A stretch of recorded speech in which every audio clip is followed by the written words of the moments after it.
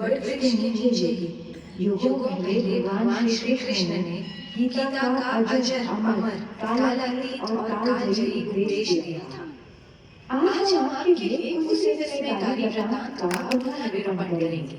चलचित्र, प्रकाश, ध्वनि, छायाचित्रों और जलप्रपातों के मिश्र माध्यम से महाभारत के भीष्म पर्व में उल्लिखित श्री कृष्ण और अर्जुन के इस संवाद में भक्ति, योग, ज्ञान, मोक्ष और कर्म के सिद्धांतों को इस तरह से बताया समझाया गया है कि इसमें भारतीय दर्शन के विचार, संस्कार, व्यवहार के सारे पक्ष समा जाते हैं।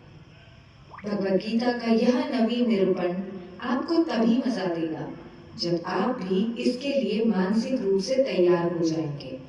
और इसके लिए पहला काम है कि आप अपने सेल फोन को ऑफ कर दें। आपसे निवेदन है कि इस शो की रिकॉर्डिंग ना करें, क्योंकि यह कैमरा को नहीं, आपकी आंखों को सुख देगा।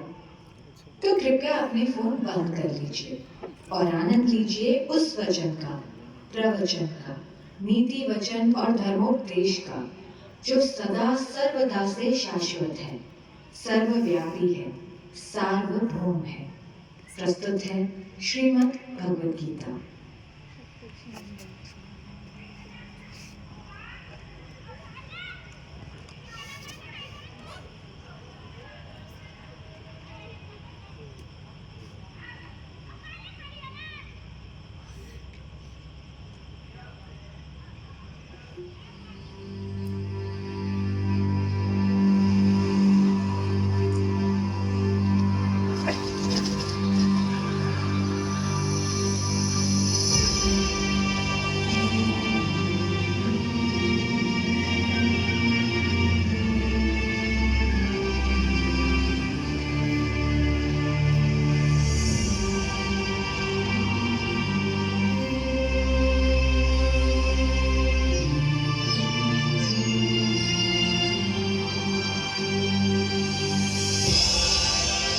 समय सदा गतिमान रहा, बहता रहा, चलता रहा, और मैं अचल अटल अडिग यही एक जगह गड़ा रहा, खड़ा रहा।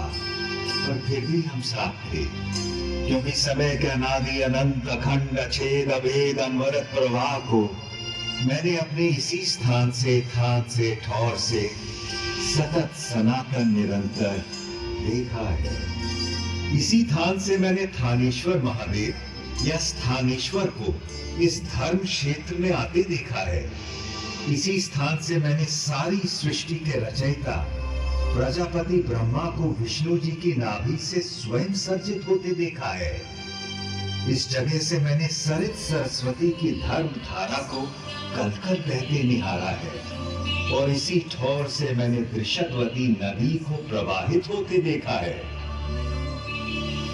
यही गड़े खड़े मैं साक्षी रहा हूं ब्रह्मा जी के ब्रह्म सरोवर बनाने और उसमें नहाने का। यहीं से मैंने सन्निध सरोवर में 7 सरस्वतियों को समाहित होते अवलोकित किया है।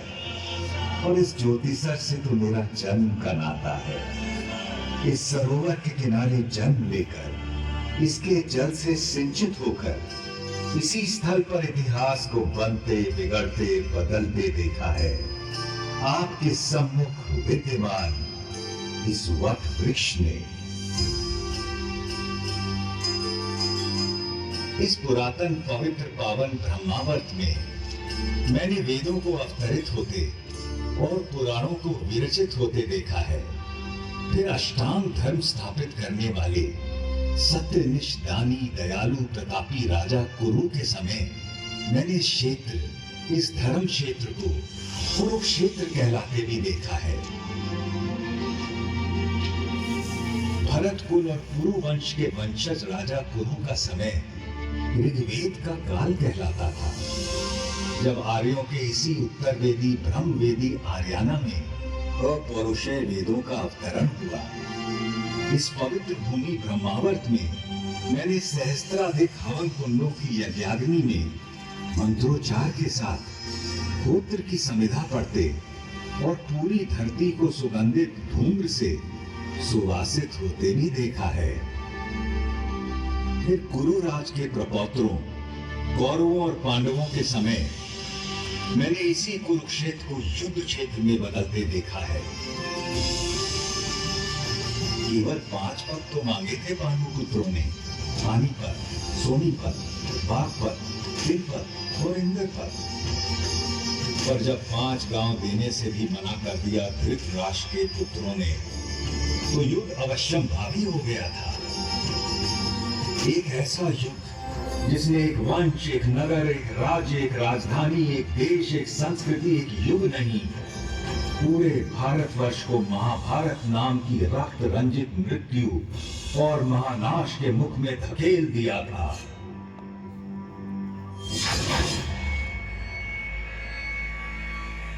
सच कहें तो महाभारत का युद्ध उसी दिन शुरू हो गया था जब जुए के मादक और मारक खेल के लिए धृतराष्ट्र के पुत्रों ने पांडवों को हस्तिनापुर के अपने प्रासाद में आमंत्रित किया था। जिसे द्यूत का व्यसन हो, उसे जुए की चौपट से दूर रखना असंभव होता है। पांडवों की ओर से युधिष्ठिर पासे फेंक रहे थे और कौरवों की ओर से मामा शकुनी। एक एक कर सारे गांव गांव, धन धान्य और संपत्ति पांडव हारते चले गए। दूसरे भाइयों ने बड़े भाई को आगे खेलने से रोकने के अनेक यत्न किए, किंतु जैसे ही युधिष्ठिर मानने को होते, शकुनी उन्हें और उकसा देता। ऐसा कैसे हो सकता है कि पांडवों के बड़े राजकुमार के पास एक भी दाव लगाने के लिए कुछ भी न हो? और कुछ तो होगा, कोई रथ घोड़ा, दास दासी, चाकर भृत्य, स्त्री। हाँ, एक चीज है मेरे पास, मेरी पत्नी द्रौपदी, मैं उससे दाव पर लगाता हूँ। भैया, द्रौपदी कोई वस्तु नहीं, हम पांचों की पत्नी है वो। फिर कैसे आप उसे? ठीक है अर्जुन, तुम उसे जीत कर लाए थे, किंतु द्रौपदी में युधिष्ठिर का भी तो हिस्सा है। अभी इसका 5वां भाग काट कर दाव पर तो नहीं लगा सकते ना। आप पासा फेंक के युधिष्ठिर, इस बार जीत निश्चित आपकी ही होगी।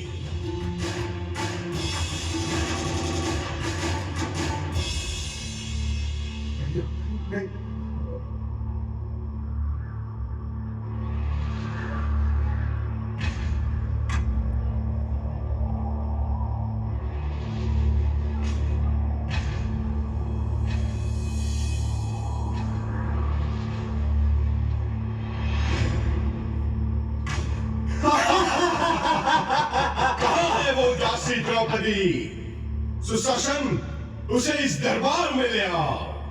दुनिया तो देखे कि मैंने आज क्या जीता है।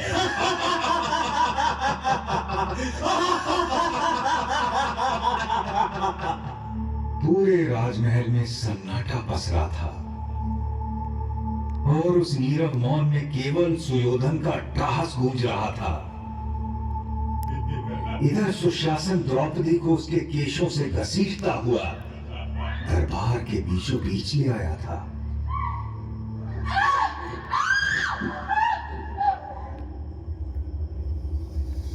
पांच पतियों की पत्नी पांचाली, उस दिन तो तुम्हें ठीक से देख नहीं पाया था, किंतु आज तुझे देखकर मैं अचंभित हूँ रूपवती द्रुपद कन्या। अभी भी ना तूने मुझे ठीक से देखा है, न जाना है, और न तेरी हिम्मत न होती इस तरह मुझे भरे दरबार में घसीटने की। पापी! सही तो कह रही है, अभी तूने मुझे न ठीक से देखा है, न जाना है। सुशासन, चलो निर्वस्त्र कर दो इस दासी को। बस कर सुयोधन, तेरी हिम्मत कैसे हुई मेरी पत्नी का ऐसे अपमान करने की? सुशासन, दूर हट जा। यदि तूने द्रौपदी को छुआ भी तो मैं तुझे जीवित नहीं छोड़ूंगा। धर्मराज, आप ही बताइए ना, युद्ध में हारी हुई स्त्री पर किसका अधिकार होता है? जीतने वाले का या उसे हार जाने वाले का? अपनी आंखों के सामने इतना अधर्म तो न होने दीजिए धर्मराज। मौनम सहमति लक्षणम, पुत्र सुशासन, निर्वस्त्र कर दो इस दम्भी दासी को। कैसा पाप किया है आपने धर्मराज? अपनी पत्नी को मनुष्य नहीं, एक सूक्ष्म संपत्ति समझकर दांव पर लगा दिया। रोको इन्हें अर्जुन। नमः भीष्म, आप तो हमारे कुल के सबसे बड़े हैं, रोको ना ये पाप। गुरुवर्य द्रोण, क्या यही सिखाया है आपने आपके शिष्यों को कि इस सभा में एक भी वीर आज एक नारी के अपमान को रोकने के लिए आगे नहीं आ रहा? पिता धृतराष्ट्र, देखिए कि क्या हो रहा है आपके सामने। अंधे हैं, वो कैसे देखेंगे? अगले देखेंगे तो हम आज तुझे। रुको इसे सुयोधन, वरना आज के बाद आने वाली पीढ़ियां तुझे सुयोधन नहीं, दुर्योधन के नाम से जानेगी।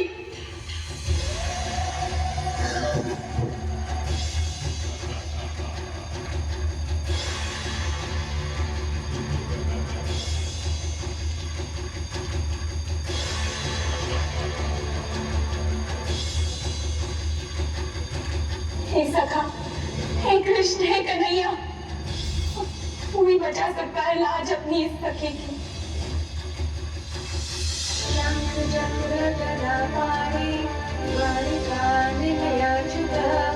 गोविंद पुंडरीकाक्ष रक्ष मां शरणागतम् कृष्ण द्वारिका वासी यादव नंदना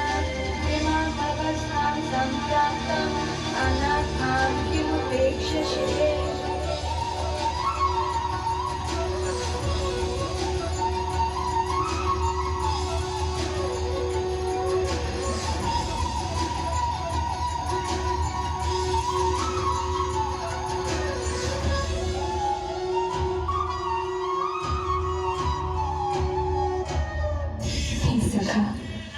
इतनी देर क्यों लगा दी?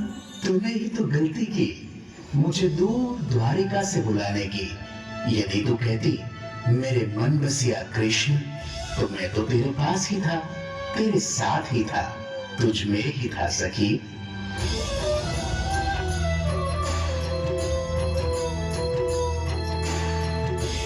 कृष्ण ने उस दिन अपनी सखी कृष्णा की लाज तो बचा ली, किंतु इस घोर पाप, इस जघन्य अपराध, संपूर्ण स्त्री जाति के इस अनादर के बाद संसार को प्रलयंकारी युद्ध से बचाना अब केशव के लिए भी संभव नहीं था।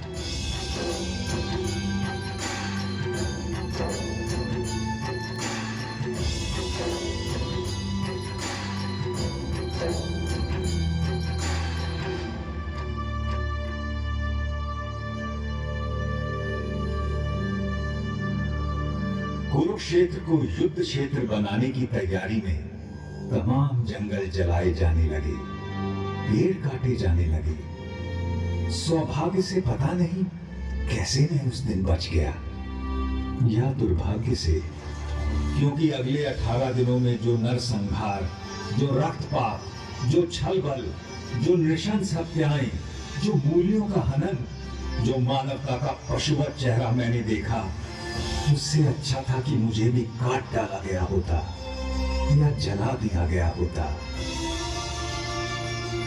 किंतु सबसे विस्मयकारी, विलक्षण और विचित्र था युद्ध का पहला दिन। कौरवों पांडवों की 18 अक्षौहिणी सुसज्जित सेनाएं यहीं सामने के मैदान में एकत्र होने लगी।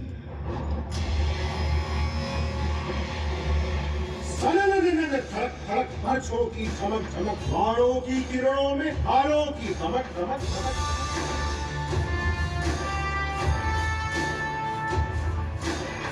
अश्वों की खड़क खड़क खड़क खड़क खड़क खड़क, रथध्वज की लहट लहट लहट लहट लहट लहट, मृत्यु आलिंगन को वीरों की ललक ललक, सेना की धड़क धड़क, ललकारे चहक चहक, पूरे हो गर्व से जो जीत दिखे झलक झलक झलक झलक, गज सेना धमक धमक धमक धमक धमक।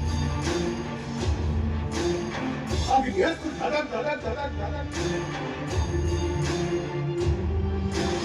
जय जय जय गौरव कहीं पांडव जय घोष धड़क। जय जय जय गौरव कहीं पांडव जय घोष धड़क। जय जय जय गौरव कहीं पांडव जय घोष धड़क।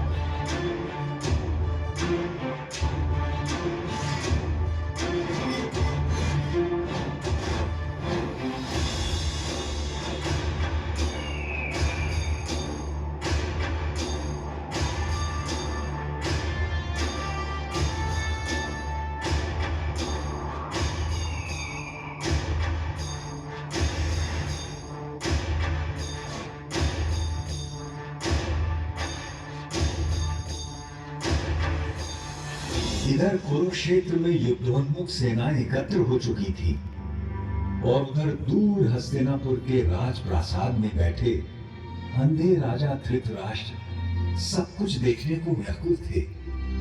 देखना तो दुर्भाग्य से असंभव था जन्मान राजा के लिए, किंतु कदाचित उनके अंधेपन की प्रतिपूर्ति के लिए ही उनके रथवाहक संजय को दिव्य दृष्टि का वरदान था, जिससे वो दूर की चीजों को देख सकते थे।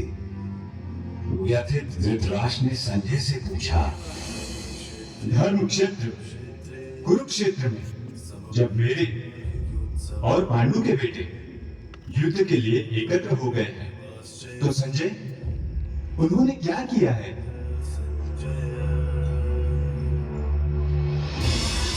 दुर्योधन को हर्षित करने के लिए कौरवों में वृद्ध महाप्रतापी पितामह भीष्म सिंह की तरह दहाड़ उठे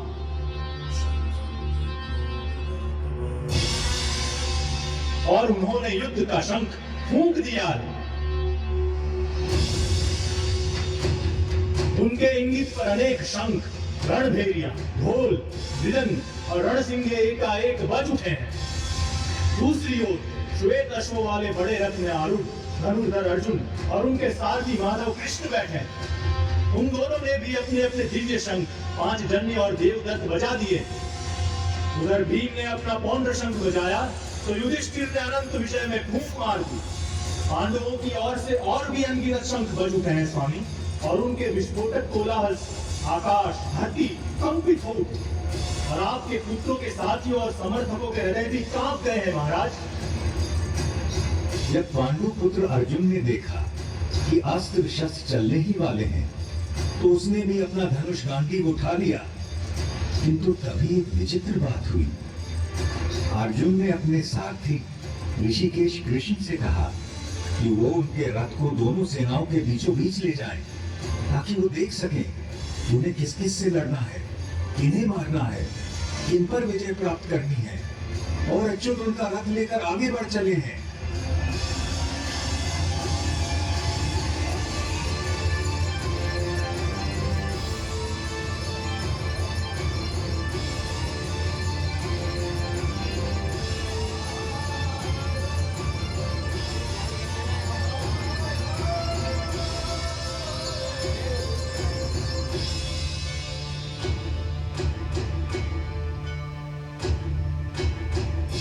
अर्जुन ने देखा कि सामने भीष्म और द्रोण थे। उसने देखा कि सामने खड़े सभी शत्रु योद्धा उसके पुरखे और दादा हैं, उसके आचार्य और मामा हैं, भाई बेटे पोते और पूरे जीवन के संगी साथी हैं।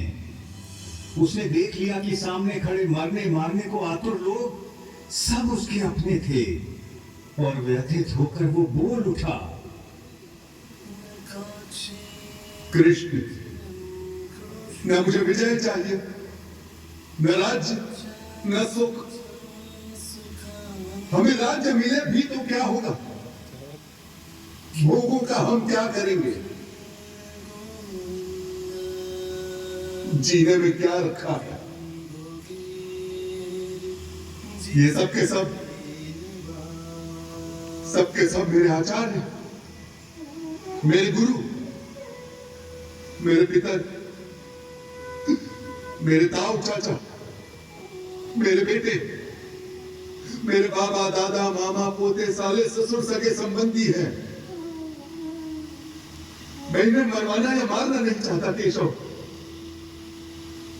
चाहे मेरी जान भी क्यों ना चली जाए। भले ही 3 लोगों का राज्य मुझे मिल जाए, फिर तो थोड़ी सी भूमि की बात ही क्या है। माना यह आदत आई है कि तू वो है तो हमारे बंधु ही।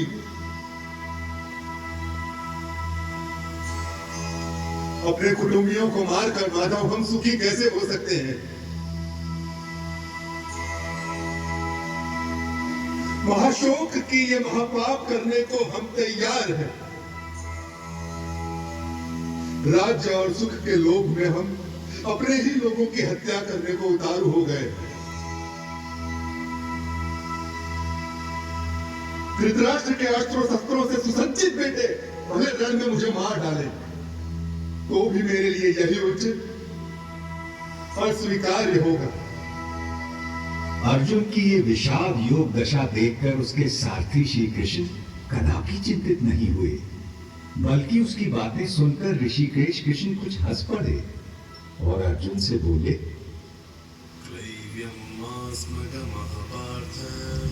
कायर मत बन पार्थ, यह तुझे शोभा नहीं देता। हृदय की शुद्ध दुर्बलता को त्याग दे और उठ खड़ा हो जा। तू तो परंतप है, तेरा काम है शत्रुओं को हराना, बैरियों को मारना।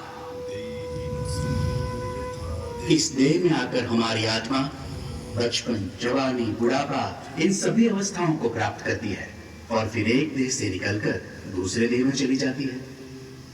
इस देह परिवर्तन को देखकर कोई भी धीर बुद्धि व्यक्ति कभी भ्रमित नहीं होता है अर्जुन। जैसे पुराने कपड़ों को उतारकर मनुष्य नए कपड़े पहन लेता है, उसी प्रकार आत्मा भी पुराने शरीर को त्याग कर नया शरीर धारण करती है। इस आत्मा को ना तो शस्त्र काट सकता है और ना आग इसे जला सकती है, ना इसे पानी भिगा सकता है और ना ही हवा उसे सुखा सकती है। यूं सांख्य योग की बारीकियों को आगे समझाते हुए कृष्ण बोले, कुरुनंदन, इस योग में व्यवसायिक बुद्धि और कर्म निर्धारक बुद्धि दोनों एक ही है, लेकिन जो अव्यवसायी है, अकामी है, अकर्मण्य है, उसकी बुद्धि तो अनंत शाखाओं में भटकर भटक जाती है अर्जुन। और फिर देवकी नंदन श्री कृष्ण ने वो शब्द कहे जो आज तक हर भारतीय के मन मस्तिष्क में गुंजायमान रहते हैं। तेरा अधिकार केवल कर्म पर है, फल पर कभी नहीं। तू कर्म करते समय फल की इच्छा कभी मत कर और कर्म से कभी मुंह भी मत मोड़। काश कि मनुष्य ये बात हम पेड़ों से समझ लेते, जो सारे संसार को, मनुष्यों, पशु पक्षियों को निरंतर फल देते हैं, किंतु स्वयं उस फल के भोग के बारे में कभी नहीं सोचते। वरना तो सारे जंगल, सारे पेड़ पौधे, सारी वनस्पति कब की नष्ट हो जाती और उसके साथ संसार में संपूर्ण जीवन भी।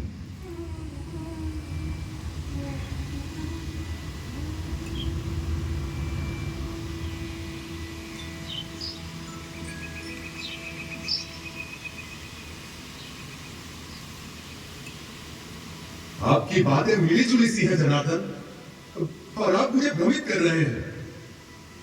कृपया निश्चित करके कोई भी एक बात कहे जिससे कि मेरा कल्याण हो देवकी नंदन। और आपका जन्म तो कई युगों के बाद हुआ था, सतयुग, त्रेता युग। फिर आप सब कैसे जानते हैं कि आरंभ में ये सब कहा गया था? भरतवंशी अर्जुन, जब जब धर्म का ह्रास होता है और अधर्म बढ़ता है, तब तब मैं अपने आप को स्वयं सर्जित करता हूं। भले लोगों की रक्षा के लिए, बुरों के नाश के लिए और धर्म की स्थापना के लिए मैं बार बार अवतार लेता हूं, हर कल्प में होता हूं। कूर्मो वराहश्च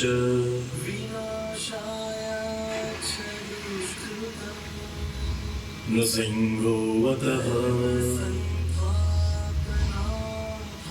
वामनः रामो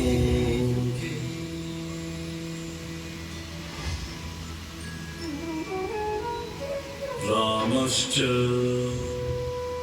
चतुर्दशः। अर्जुन के सीधे संशय के बाद भगवान ने उसे ध्यान योग के बारे में इस प्रकार बताया। श्रद्धावान, खोजी और इंद्रियों को जीत चुके व्यक्ति को ही ज्ञान प्राप्त होता है, और ज्ञान प्राप्त होने के बाद उसे शीघ्र ही परम शांति मिल जाती है। हे कृष्ण, आपने कर्मों से संन्यास किया और फिर कर्मों के योग की भी प्रशंसा की। इनमें से सचमुच कौन सा हितकारी है? कृपया निश्चित करके मुझे समझाइए। अर्जुन, अपना उद्धार अपने आप ही किया जा सकता है, स्वयं को कभी गिराना नहीं चाहिए। हम अपने मित्र भी स्वयं ही हैं और स्वयं ही अपने सबसे बड़े शत्रु भी। जो बहुत खाता है, ना तो योग उसे मिलता है और ना ही उसे जो बिल्कुल नहीं खाता। ना ही बहुत सोने वाले को मिलता है और ना ही बहुत जागने वाले को। जो यथा योग्य खाता है, जो यथा योग्य पैदल चलकर विहार करने आता है, कर्म में यथा योग्य प्रयास करता है, जितना सोना चाहिए उतना सोता है, जितना जागना चाहिए उतना जागता है। ऐसे योगी का योग ही दुखों का नाश करता है। यही तो विलक्षणता थी श्री भगवान के उद्गारों की, जिसमें जीवन के प्रत्येक पहलू की बात समाहित थी। परंतु अर्जुन ने फिर एक प्रश्न किया। कृष्ण, मन चंचल तो होता ही है, वो शक्तिशाली और कठोर हृदयताई भी है। उसे बस में रखना तो हवा को रोक कर रखने जैसा कठिन लगता है मुझे। निसंदेह महाबाहु, निसंदेह मन बहुत चंचल है और उसे बस में करना बहुत कठिन। किंतु कौन्ते, अभ्यास और वैराग्य से इस चंचल मन को भी वश में किया जा सकता है। इस तरह श्री कृष्ण ने अर्जुन को आश्वस्त किया। वो मूर्ख लोग मेरा तिरस्कार करते हैं, मेरा महत्व घटाते हैं, जो ये समझते हैं कि ये समस्त भूत प्राणियों का महेश्वर और अजन्मा मैं इन सभी कार्यों को करने के लिए इस मानव देह पर आश्रित हूं। वो मेरे परम भाव, मेरे परमात्मा तत्व को न जानते हैं न पहचानते हैं। किंतु मैं पत्र, पुष्प, फल, जल, जो कोई भी मुझे भक्ति भाव से अर्पित करता है, मैं ऐसे भक्त का हर उपहार बिना किसी भेदभाव के स्वीकार करता हूं। ये सब जो आपने मुझे बताया है केशव, उसे मैं 100% सच मानता हूं। आपका रहस्य ना तो देवता जानते हैं और ना ही दानव। किंतु अपना योग और विभूति एक बार फिर से और विस्तार पूर्वक बताइए ना जनार्दन, क्योंकि आपकी वाणी और वचनों को सुनकर मुझे तृप्ति नहीं होती। अर्जुन के इस प्रश्न के उत्तर में श्री कृष्ण ने उसे विश्व रूप दर्शन योग के बारे में ज्ञान दिया। आकाश में सहस्त्र सूर्य एक साथ निकल आए तो उनका संवेद प्रकाश भी उस महात्मा की दमक की बराबरी शायद ही कर सके। इसलिए उठ, यश कमा, शत्रुओं को जीत, इस समृद्धशाली राज्य भोग। इन सबों को तो मैंने पहले ही मार दिया है, तुझे तो बस निमित्त बनना है पांडव। मेरे पास केवल वो लोग आ सकते हैं जो अपने समस्त कर्म मुझे अर्पित कर देते हैं, जो मेरी ओर उन्मुख हो, जो मेरे भक्त हो, जो इस संसार के सभी भूत पदार्थों और प्राणियों के प्रति शत्रुहीनता की भावना रखता हो, केवल वो ही मुझे प्राप्त कर सकता है। पार्थ, शनय शनय अर्जुन का मन कुछ स्थिर होने लगा और जिज्ञासु होकर उसने श्री कृष्ण से पूछा कि कुछ वक्त हमेशा सतत उनकी उपासना करते रहते हैं और अन्य उनको अक्षर और अव्यक्त मानकर उनकी उपासना करते हैं। अब प्रश्न ये है कि उन दोनों में से वो स्वयं किसको अच्छा योगी मानते हैं? भगवान ने बड़े धीरज से उत्तर दिया।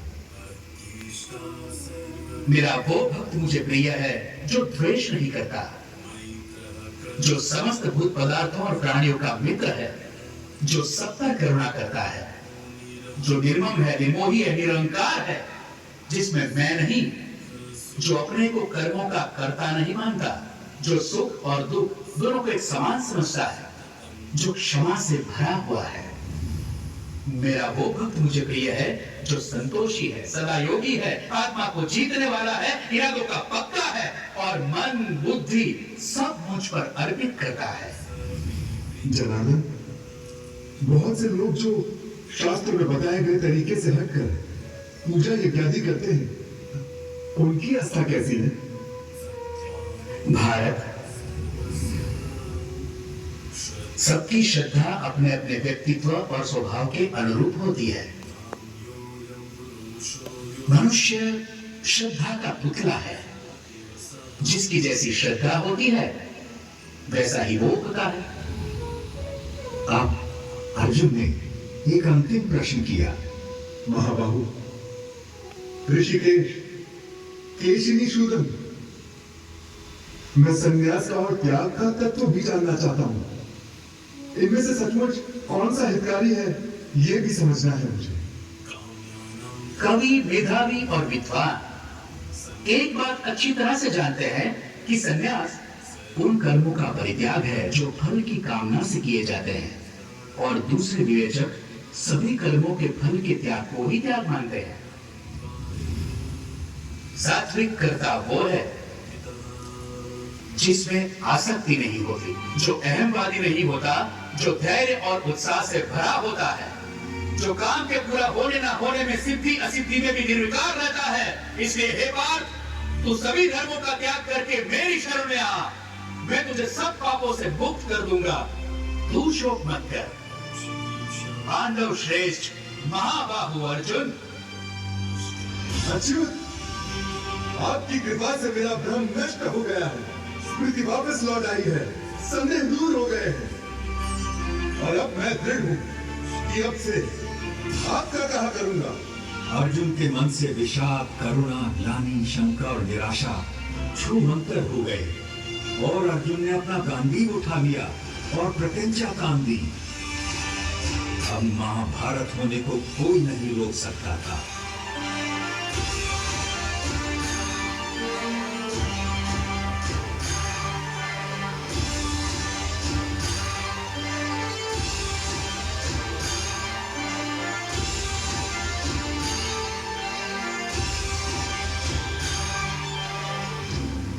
उधर दूर हस्तिनापुर में धृतराष्ट्र के सम्मुख बैठे दूरदृष्टा संजय के मन से भी सारी शंकाएं और भय दूर हो चले और वो अपने भरतार कौरव नरेश से स्पष्ट बोल पड़ा।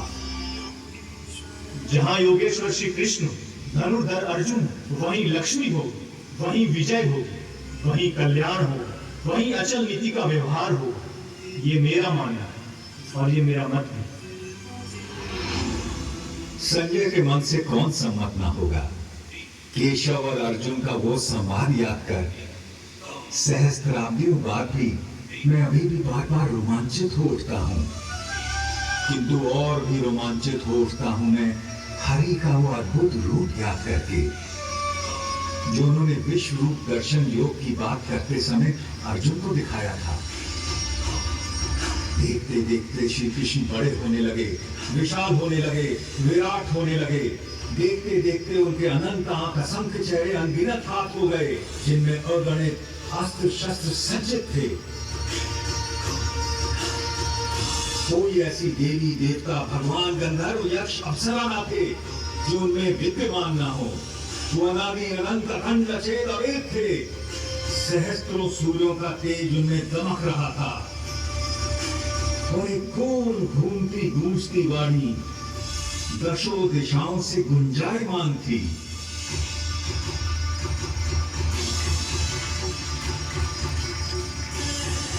मैं अक्षर हूँ, अनिर्देश्य हूँ, अव्यक्त हूँ, सर्वज्ञ हूँ, चिंतन से परे कूटस्थ हूँ, अचल हूँ, ध्रुव हूँ।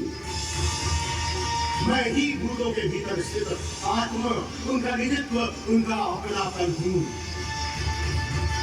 आदित्यों में विष्णु, प्रकाश पुंजों में सूर्य, मारुतों में मारीचि, नक्षत्रों में चंद्र, वेदों में सामवेद, देवताओं में इंद्र, इंद्रियों में मन, प्राणियों में चेतना, रुद्रों में शंकर, यक्षों में कुबेर, वसुओं में अग्नि, पर्वतों में मेरु, पुरोहितों में बृहस्पति, सेनापतियों में स्कंद, जलाशयों में समुद्र, महर्षियों में भृगु, वाणी में ओम, यज्ञों में जप, अजर पदार्थों में हिमालय, पेड़ों में अश्वत्थ, देवर्षियों में नारद, गंधर्वों में चित्ररथ, मुनियों में कपिल, अश्वों में उच्चैश्रवा, गजों में ऐरावत, मनुष्यों में राजा, हथियारों में वज्र, गौओं में कामधेनु, जन्मदाताओं में कामदेव, नागों में वासुकी, पशुओं में सिंह, पक्षियों में गरुड़, मछलियों में मगरमच्छ, पौधकर्ताओं में पवन, ऋचाओं में बृहत्साम, छंदों में गायत्री, ऋतुओं में वसंत, नदियों में गंगा, शस्त्रज्ञों में राम, विद्याओं में अध्यात्म, सृष्टियों का आरंभ अंत मध्य मैं ही हूँ। कभी समाप्त होने वाला काल भी मैं हूँ पार्थ, सबका हरण करने वाली मृत्यु मैं हूँ, भविष्य में होने वाले जन्मों का कारण भी मैं ही हूँ। मैं विश्व को मुख हूँ, ये पूरा विश्व मेरा दुख है।